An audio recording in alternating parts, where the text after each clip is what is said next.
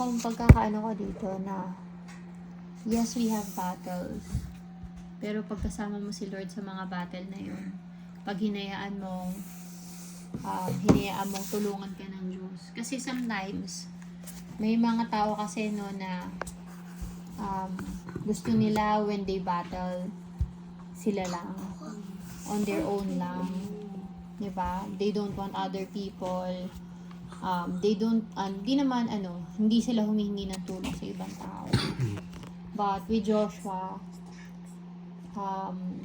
he seek for the Lord's help all the time.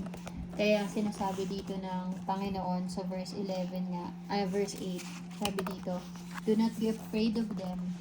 The Lord said to Joshua, for I have given you victory over them. Not a single one of them will be able to stand up to you."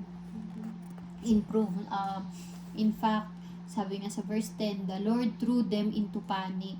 Diba? Doon pa lang, pag-akyat pa lang nila Joshua doon, Joshua traveled all night from Gilgal and took the Amorite armies by surprise. So, the Lord threw them in panic. Doon pa lang if you are already in panic, kapag ka may situation na hindi maganda, then that only means you have fear in your heart. But, si Joshua hindi siya natakot. Yung mga kaaway yung natakot, diba? Pero si Joshua hindi siya natakot kasi he doesn't have fear in his heart. He has faith in the Lord that he will overcome the enemies. Because when the Lord says, "Do not be afraid of them, for I have given you victory over them," naniwala si Joshua doon. Nag-withstand siya doon sa pangako ng Panginoon. Tumayo siya sa pangako ng Panginoon. Kaya hindi siya natakot.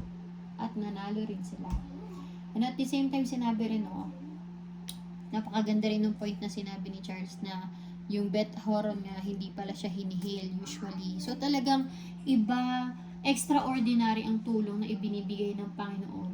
If you are with Him, if siya ang sasama sa'yo, if siya ang magkakaroon ng divine intervention in your battle, napakaganda nung ginawa niya dito. Kasi all of a sudden may hailstorm.